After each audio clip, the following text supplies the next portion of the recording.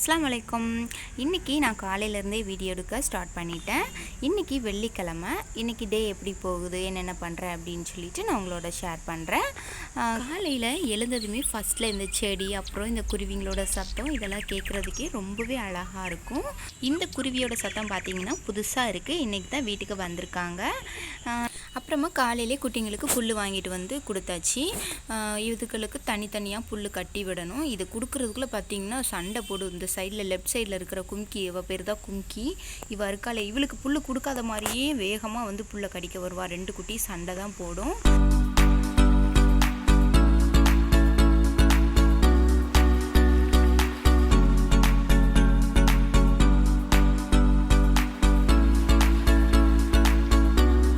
என் husband வந்து இப்போ பால் கறந்துட்டுருக்காங்க. இந்த கருப்பி ஆடு வந்து பார்த்திங்கன்னா டெய்லி ஒரு 1/2 லிட்டர் பால் கொடுத்துரும். ஃபஸ்ட்டில் வந்து 1/2 லிட்டர் பால் கிடச்சிது. இப்போ பார்த்திங்கன்னா கொஞ்சம் குறைஞ்சிட்டு. ஆனால் என்னமோ தெரில, இன்றைக்கி வீடியோ எடுக்கிறதுக்காண்டியே பார்த்திங்கன்னா கொஞ்சம் பால் அதிகமாக இருக்கிற மாதிரியே சொன்னாங்க. எப்போவும் வழக்கம் போலவே இன்றைக்கி பால் கொஞ்சம் அதிகமாக தான் இருந்துச்சு. ஆட்டுப்பால் வந்து உடம்புக்கு ரொம்ப ரொம்ப நல்லது. கிடைச்சா கண்டிப்பாக மிஸ் பண்ணிடாதீங்க. கொஞ்சம் எக்ஸ்பென்சிவாக தான் இருக்கும். அதிகமான எல்லா இடங்களையுமே கிடைக்காது. கிடைக்கிறப்ப அதை மிஸ் பண்ணிடாதீங்க. வாங்கி கண்டிப்பாக நீங்கள் குடிங்க. குழந்தைங்களுக்கெலாம் கொடுக்கலான்னு சொல்லுவாங்க. அவங்களுக்கு கொஞ்சமாக ஒரு சங்கு போல் கொடுத்துடலாம். நான் எங்கள் வீட்டு அமீரா குட்டிக்கு டெய்லியுமே நம்ம இதுலேருந்து கிடைக்கிற ஆட்டுப்பாலை கண்டிப்பாக கொடுத்துருவேன். அவளுக்கு வந்து இப்போ நல்லாவே பழகிருச்சு. இந்த பாலை வந்து காஃபி போட்டு நாங்கள் குடிப்போம், கொஞ்சம் அதிகமாக கிடைக்கிறனால. ஆட்டுப்பால் எவ்வளோ நல்லது, என்னென்ன நன்மைகள் இருக்குது அப்படின்னு சொல்லிட்டு நான் கண்டிப்பாக உங்களுக்கு இதை ஒரு வீடியோவாக நான் எடுத்து போடுறேன். இப்போ நம்ம காஃபி போட போகலாம். டீயை விட பார்த்திங்கன்னா காஃபி தான் ரொம்ப டேஸ்ட்டாக இருக்கும். நான் வந்து பாலை கொஞ்சம் வடிகட்டி எடுத்துக்க போகிறேன். ஏன்னா பால் கறக்கும்போது அந்த குட்டியிலேருந்து முடி அந்த மாதிரி தூசி ஏதாவது விழுந்துருந்தால் நம்ம வயிற்றுக்கு செட் ஆகாது. அதனால் நான் வடிகட்டி எடுத்து காய்ச்சிக்கிட்டேன். 1 ஸ்பூன் காஃபி பவுடர், 2 ஸ்பூன் நாட்டு சர்க்கரை சேர்த்துருக்கேன். நீங்கள் உங்கள் வீட்டில் எப்படி போடுவீங்களோ அதே மாதிரி போட்டுக்கோங்க. நல்லா ஆற்றிட்டு நம்ம சர்வ் பண்ணிடலாம். காலையிலே சுட சுட காஃபியோடு ஆரம்பிக்கிறோம் இந்த டேவை. காஃபி குடிச்சிட்டே இருக்கும்போதே அமீரா குட்டியும் எழுந்திரிச்சிட்டாங்க. இனி அமீரா குட்டிக்கு சாப்பாடு ரெடி பண்ணி கொடுக்கணும்.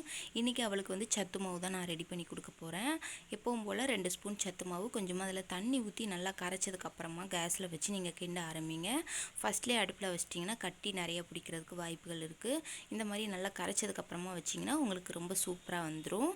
சத்து மாவு வந்து எல்லா ஏஜில் இருக்கவங்களும் சாப்பிட்லாம். உடம்புக்கு ரொம்ப ரொம்ப நல்லது. பாப்பாவுக்கு வந்து அதில் இனிப்புக்கு நான் கொஞ்சமாக நாட்டு சர்க்கரை சேர்த்து கலந்துட்டு நான் அவளுக்கு கொடுக்க ஆரம்பிச்சிருவேன். இன்றைக்கி என்னன்னு தெரில, சாப்பிட ரொம்ப அடம் பிடிச்சா. ஒரு வழியாக சாப்பிட வச்சுட்டேன். அதுக்கப்புறமா பார்த்திங்கன்னா எங்களுக்கு காலையில் சாப்பாடு பிரேக்ஃபாஸ்ட் ரெடி பண்ணிகிட்ருக்கேன். இன்றைக்கி நூடுல்ஸ் தான் பண்ணுறேன். எப்போவுமே மார்னிங் நூடுல்ஸ் பண்ண மாட்டேன். இன்றைக்கி பண்ணலாம் அப்படின்னு சொல்லிட்டு இன்றைக்கி ட்ரை பண்ணேன். இன்றைக்கி கார்லிக் ஃப்ளேவரில் நான் நூடுல்ஸ் பண்ணியிருக்கேன். கொஞ்சம் ப்ளெயினாக தான் இருக்கும். நம்மளுக்கு அந்த கார்லிக் ஃப்ளேவர் தான் கிடைக்கும். எக்ஸ்ட்ரா வெஜிடபிள்ஸு இந்த மாதிரிலாம் நான் எதுவுமே போடலை. இப்போ பார்த்திங்கன்னா நூடுல்ஸும் ரெடி ஆகிட்டு. நூடுல்ஸ் ரெசிபி நான் ஆல்ரெடி நம்ம சேனலில் போஸ்ட் பண்ணியிருக்கேன். நீங்கள் கண்டிப்பாக மறக்காமல் போய் செக் பண்ணி பாருங்கள். சாப்பிட்டு முடிச்சதுக்கப்புறமா பார்த்திங்கன்னா கொஞ்சம் சின்ன சின்ன வேலைகளாக இருந்துச்சு. பாத்திரம் எல்லாமே நல்லா க்ளீன் பண்ணி கழுவி வச்சாச்சு. ஏன்னா நம்ம லஞ்ச் சமைக்கும்போது எல்லாமே க்ளீனாக இருந்தால் தான் நம்மளுக்கு ரொம்ப ஈஸியாக இருக்கும். அதுக்கப்புறமா இன்றைக்கி லஞ்சுக்கு வந்து நான் பீஃப் வாங்கிட்டு வரேன் அப்படின்னு சொல்லி அவங்க கிளம்பிட்டாங்க. அவங்க வந்து கறி வாங்கிட்டு வர்றதுக்குள்ளே நம்ம மற்ற வேலைகள்லாம் ப்ரிப்பேர் பண்ணி வச்சிடலாம். வெங்காயம், தக்காளி இதெல்லாமே நம்ம கட் பண்ணி இஞ்சி பூண்டு பேஸ்ட்லாம் அரைச்சி வச்சுட்டோன்னா சமைக்கிறதுக்கு ரொம்ப ஈஸியாக இருக்கும். அவங்க வந்து வர்றதுக்குள்ளே நம்ம அந்த எல்லா வேலையும் முடிச்சிடலாம். வந்ததுக்கப்புறமா நமக்கு சமைக்கிறதுக்கு ரொம்ப ஈஸியாக இருக்கும். இன்றைக்கி வந்து லஞ்ச் என்ன சமைக்க போகிறேன் அப்படின்னா கீ ரைஸ் பண்ண போகிறேன். அதுக்கப்புறமா பீஃபில் வந்து கிரேவி பண்ண போகிறேன். கொஞ்சமாக ஈரல் வாங்கிட்டு வரேன்னு சொல்லியிருக்காங்க. ஈரலில் வந்து மிளகு வறுவல் மாதிரி பண்ணிடலாம் அப்படின்னு சொல்லி நான் இன்றைக்கி லஞ்ச் பிளான் பண்ணியிருக்கேன். அவங்க கறி வாங்கிட்டு வந்ததுக்கப்புறமா நான் கண்டினியூ பண்ணலாம். இப்போ கறி வாங்கிட்டு வந்ததுக்கப்புறமா கறியெல்லாம் நல்லா க்ளீன் பண்ணி நான் தனித்தனியாக எடுத்து வச்சுருக்கேன். கிரேவிக்கு வந்து நம்ம கறியை ஃபஸ்ட்டு குக்கரில் வேக போட்டுடலாம். குக்கரில் சேர்த்துட்டு மஞ்சள் தூள், உப்பு, கொஞ்சமாக தண்ணி சேர்த்து நம்ம இதை வேக விட்டுறலாம். ஒரு 6லேருந்து 7 விசில் விட்டு எடுத்துருங்க. கறி வந்து இளங்கறியாக இருந்துச்சு அப்படின்னா நம்மளுக்கு நல்லா சாஃப்டாகவே இருக்கும். ஒரு சில கறிகள் வந்து கொஞ்சம் ரஃப்பாக இருக்கிற மாதிரி இருக்கும். அதனால் தாராளமாக 7-8 விசில் வச்சு எடுத்துக்கோங்க. அப்போ தான் நல்லா சாஃப்டாக வெந்திருக்கும். இந்த பக்கம் பார்த்திங்கன்னா நான் கீ ரைஸ் பண்ணுறதுக்கு ஸ்டார்ட் பண்ணிட்டேன். எண்ணெய், அதுக்கப்புறமா கொஞ்சமாக நெய் ஆட் பண்ணியிருக்கேன். பட்டை, கிராம்பு, ஏலக்காய், பச்சை மிளகாய், வெங்காயம் இதெல்லாம் சேர்த்து நல்லா வதங்கினதுக்கப்புறமா தக்காளி சேர்த்துக்கலாம். தக்காளி சேர்த்து நல்லா வதங்கினதுக்கப்புறமா கொஞ்சம் கொஞ்சமாக இதில் இஞ்சி பூண்டு பேஸ்ட்டு சேர்த்துக்கோங்க. இதுக்கப்புறமா இது கூட மல்லி புதினா இதெல்லாம் சேர்த்து நல்லா வதக்கி விட்டுறலாம். இன்றைக்கி நான் வந்து ஜீரக சம்பா குருணை அரிசியில் தான் நான் வந்து பண்ணுறேன். நான் 2 கப் அளவுக்கு அரிசி எடுத்திருக்கேன். அதுக்கு 4 கப் அளவுக்கு தண்ணி சேர்த்துருக்கேன். தண்ணி சேர்த்துட்டு இதில் கொஞ்சமாக பட்டை கிராம்பு பொடி அப்புறம் உப்பு சேர்த்து நல்லா கலந்து விட்டுருங்க. கலந்து விட்டுட்டு நம்ம இதை மூடி போட்டுட்டோன்னா நம்மளுக்கு வந்து கீ ரைஸும் வந்து டக்குன்னு சூப்பராக ரெடி ஆயிரும். குக்கரில் தான் இன்றைக்கி பண்ணியிருக்கேன். இன்னொரு பக்கம் பார்த்திங்கன்னா கீ ரைஸ்க்கு மேலே கொஞ்சமாக ஃப்ரைட் ஆனியன் போட்டால் ரொம்ப சூப்பராக இருக்கும். அதனால் நான் வந்து வெங்காயம் வந்து நெய்யில் வந்து வறுத்துட்ருக்கேன். சாப்பாடும் பார்த்திங்கன்னா ரொம்பவே சூப்பராக ரெடி ஆகிட்டு, வெங்காயம் இந்த அளவுக்கு ப்ரௌன் கலர் ஆனதுக்கப்புறமா நம்ம இதை சாப்பாடு மேலே அப்படியே போட்டு விட்டுடலாம். கொஞ்சமாக முந்திரி திராட்சையும் வறுத்து சேர்த்துக்கலாம். சாப்பிடும்போது ரொம்ப சூப்பராக இருக்கும். இது மேலே கொஞ்சமாக நெய்யும் சேர்த்துடலாம். கொஞ்சமாக மல்லி இலை, அதுக்கப்புறமா மேலே கொஞ்சமாக நெய் ஊற்றிட்டு நம்ம இதை அப்படியே விட்டுடலாம். நம்ம சாப்பிட்ற டைமுக்கு இதை எடுத்து வந்து சர்வ் பண்ணிக்கலாம். பார்க்கவே செம்மையாக இருக்குது. டேஸ்ட்டு ரொம்ப சூப்பராக இருக்கும்.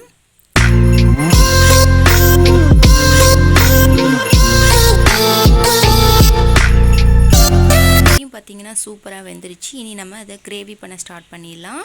கடாயில் எண்ணெய், வெங்காயம், பச்சை மிளகாய், கொஞ்சம் கருவேப்பிலை சேர்த்து நல்லா வதக்கிக்கலாம்.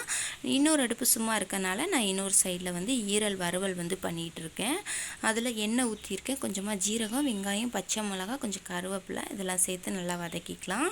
நல்லா வதங்கினதுக்கப்புறமா இதில் கொஞ்சமாக இஞ்சி பூண்டு பேஸ்ட்டு சேர்த்துக்கோங்க. பச்சை வாசனை போனதுக்கப்புறமா நம்ம ஈரல் அதில் சேர்த்து நல்லா கலந்துக்கலாம். தேவையான அளவுக்கு உப்பு சேர்த்து நல்லா கலந்துட்டு ஒரு மூடி போட்டு நம்ம விட்டுறலாம். நம்மளுக்கு 5லேருந்து 10 நிமிஷத்துக்குள்ளேயே ஈரல் வந்து குயிக்காக வெந்துடும்.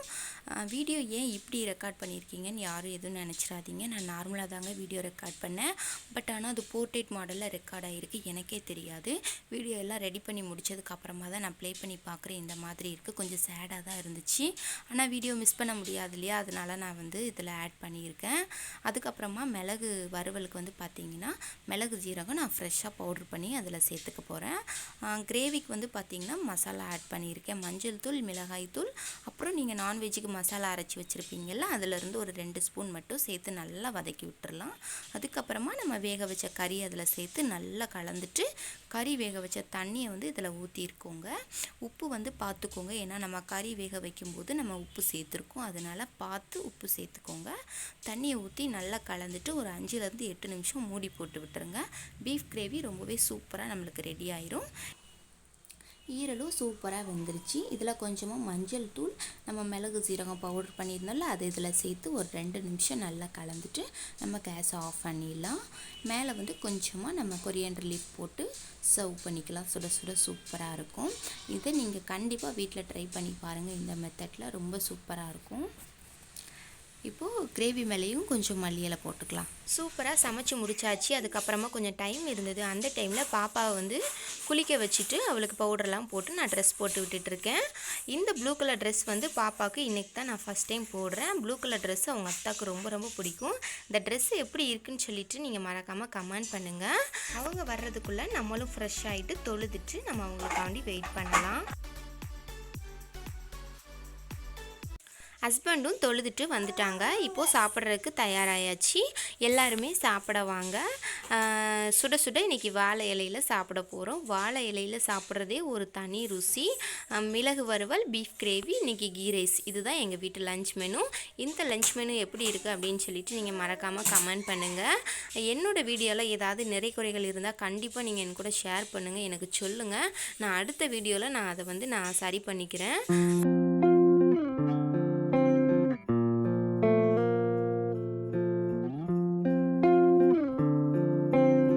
வீடியோ உங்களுக்கு பிடிச்சிருந்தா லைக் பண்ணுங்கள், ஷேர் பண்ணுங்கள், நம்ம சேனலை சப்ஸ்கிரைப் பண்ணுங்கள்.